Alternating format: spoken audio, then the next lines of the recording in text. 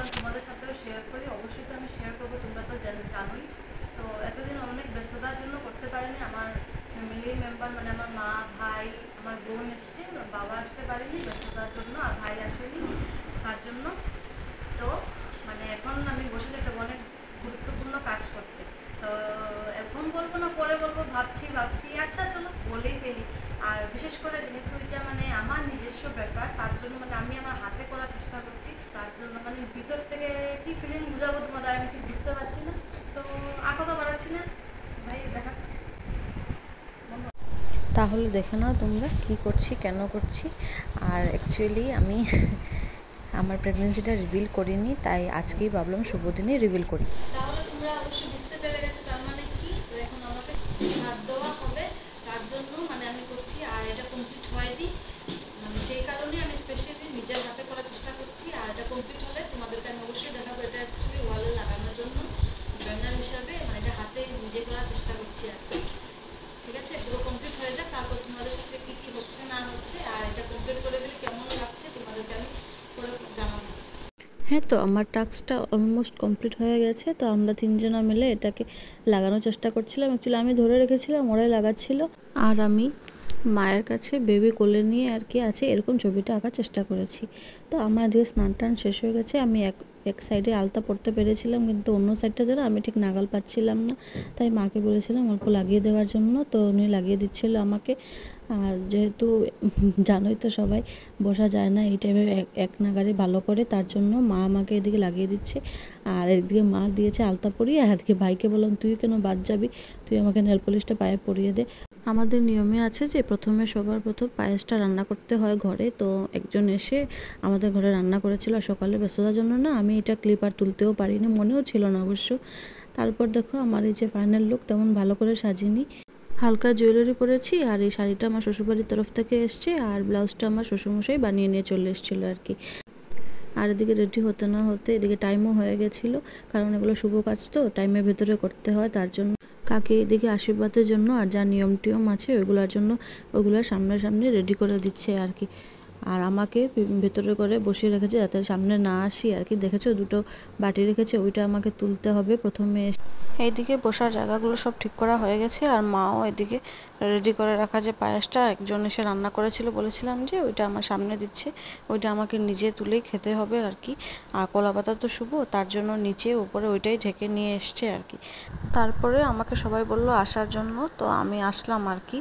তারপর আসার পরে প্রথমেই বলল এটা মানে বসার আগেই বলল আমাকে এটা তুলে দেখার জন্য যে কোনটাতে কি আছে, মানে এটাতে বিবেচনা করা হয় আর কি যে আমার আগামীতে সন্তান যে হবে ছেলে হবে না মেয়ে হবে।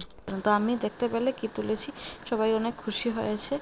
আর এবারে আস্তে আস্তে রিচুয়ালগুলো করা শুরু হয়ে যাবে আর কি। তো কাকি এদিকে এগুলো সব সরিয়ে ফেলছিল, আমি বসলাম। বসার পরে যে নিয়মকানুনগুলো আছে এগুলো আস্তে আস্তে শুরু করবে আর কি।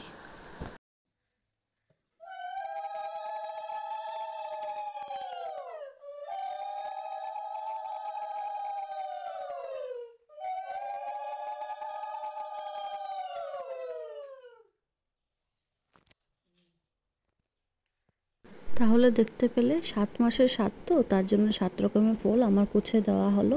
আর এবার আমাকে যে বলেছিলাম যে পায়েসটা আমাকে খেতে হবে নিজে, এখানে দুব্বো দেওয়া ছিল, দুব্বোগুলোকে আমার সরিয়ে ওটা আমাকে নিজে নিজেই খেতে হবে আর কি।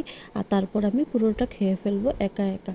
আর এখানে আমি জলটাও খেয়ে নিচ্ছি। তারপর সবাই বললো যে ঘুমটা করে বসার জন্য। আমি না ঘুমটাটা দিচ্ছিলাম, বারবার পড়ে যাচ্ছিলো, একটা ক্লিপ লাগালে ভালো হতো, কিন্তু মনেই ছিল না।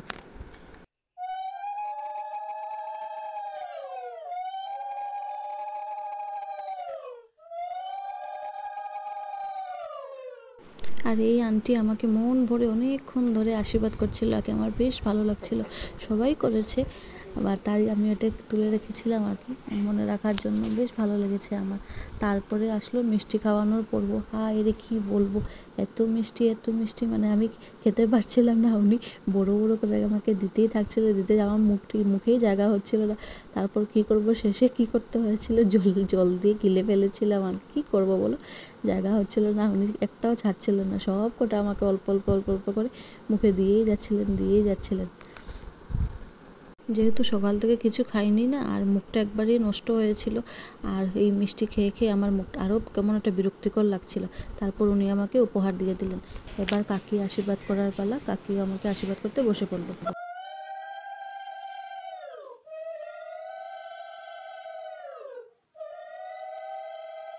কাকিও আমাকে মন খুলে অনেকক্ষণ ধরে আশীর্বাদ করলো।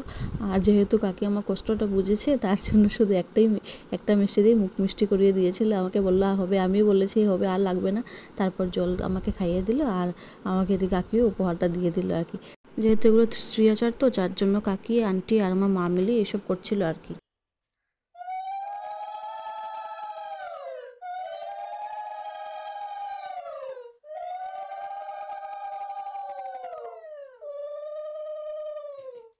এবারে আমার মা আশীর্বাদ করেছে, মানে তিনজনে মিলে আর কি, মহিলাগণ করতে হয় তো তার জন্য আর কি তিনজনে প্রথমে করে দিয়েছিল, তারপর আমার শ্বশুরমশাই করেছিল। কারণ যেহেতু স্বাদটা হচ্ছে শ্বশুরবাড়ির তরফ থেকে, তার জন্য আর কি।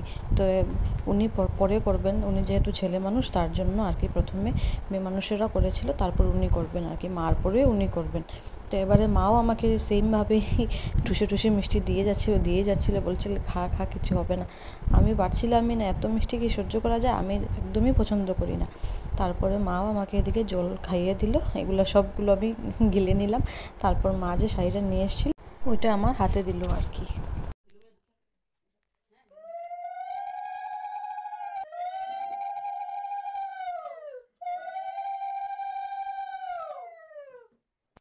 আর ইনি হচ্ছেন আমার শ্বশুরমশাই, তারপর উনি আমাকে আশীর্বাদ করে দিচ্ছিলেন। তারপর আমার হাজব্যান্ডের করার কথা ছিল, কিন্তু ও অ্যাকচুয়ালি খুবই ব্যস্ত, আর যাদেরকে নিমন্ত্রণ করা হয়েছিল ওরাও প্রায় আসা শুরু হয়ে গেছিলো, তার জন্য ও ভীষণ দৌড়াদৌড়িতে ছিল। অ্যাকচুয়ালি খাবার আর রান্নার মানে ব্যবস্থাটা আমাদের ছাদের উপরে করা হয়েছিল, তো তার জন্য একবার ও ছাদে যাচ্ছে, একবার নিচে আসছে। আমার ভাইও খুব ব্যস্ত ছিল, খুব দৌড়াদৌড়ি করছে। এগুলো মাঝে মধ্যে ওরা ক্লিপিং তুলছিল, অনেক ক্লিপ মিস গেছে আর কি, তা কিছু করার নেই, নিয়মটা যেহেতু। আর শ্বশুরমশাই এখন যে শাড়িটা আমাকে দেবেন, এটা অ্যাকচুয়ালি আমার ভাসুর দাদা পাঠিয়েছিল আর কি, ওইটাই দিচ্ছিলেন আমাকে। তারপরে এই বৌদি আমাকে আশীর্বাদ করলো।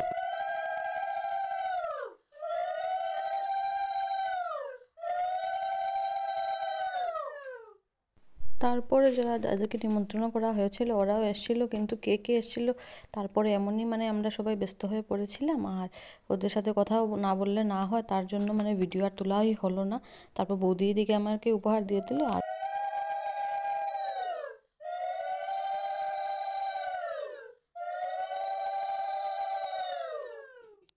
তারপর সময় সময় ওকেও, ও নিচে এসেছিলো, তো সবাই বললো যে তুমি আশীর্বাদটা করে ছাদে না যাও। তারপর ও আমাকে এসে আশীর্বাদ করে, বললাম মন খুললে করবে, কিন্তু ও আশীর্বাদটা করে। আর ভাই যেহেতু ছাদের ওদিকে ছিল তো দেখাশোনা করছিল, আর এদিকে যে রান্নাবান্না ওইসব হচ্ছে, ও ক্লিপিংগুলো তুলে এনেছিল আর কি, উনি রান্নাবান্না করছেন। প্রায় মোটামুটি রান্না শেষের পথের দিকেই ছিল হয়তো।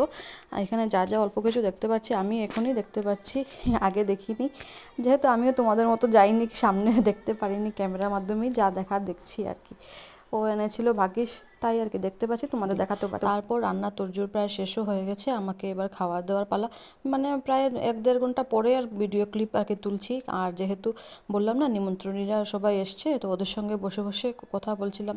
যেহেতু আমার মানে আমাদের এখানে কারো চিনে না অ্যাকচুয়ালি, বেশি হাজব্যান্ডের কলিগ ওরাই এসেছিলো আর কি, তো ওদের সঙ্গে কথা না বলে না হয়, মাও তেমন চেনেন না আর কি সবাইকে, তো অল্প স্বল্প কথা বলছিল আর কি। তো এদিকে আমাকে এখন খাওয়া দাওয়া সব দেওয়া হয়েছিল, আর কাকিরা বলছিল যে এভাবে অল্প অল্প নিয়ে একটা বাটিতে ফেলতে, তার জন্য এভাবে ফেলে আমি খেতে বসেছিলাম আর কি।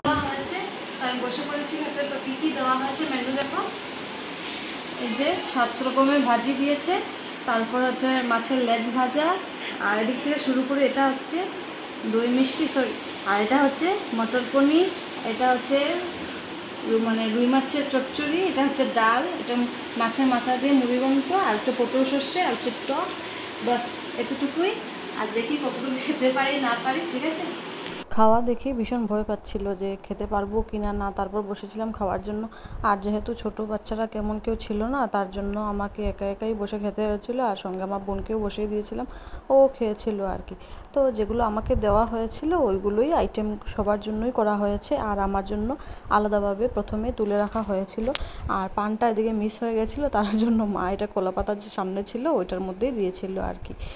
আর ওদিকে বোনকে বলেছিলাম যে যা অল্প ক্লিপগুলো তুলে নিয়ে আয়, আর তখন দেখো শুধু ঘরের মানুষের ওরাই খাচ্ছিল আর কি, আর বাকিরা তো খেয়ে খেয়ে চলে গেছে। ও লজ্জা করছিল যে সবাই কে কে এসছে এগুলো তুলবে না তুলবে, আর ও সবাইকে জিজ্ঞেস করছিল কেমন হয়েছে, তো ভাই বলে দিয়েছিল যে ওকে হয়েছে, আর ও বলছিল খুব ভালো হয়েছে খুব ভালো হয়েছে। আর রান্না করেছিলেন হচ্ছে ওই যে উনি জগ দিয়ে জল নিচ্ছেন দেখতে পাচ্ছ, উনি আর কি ব্রাহ্মণ মানুষ, তো উনি রান্না করেছিলেন।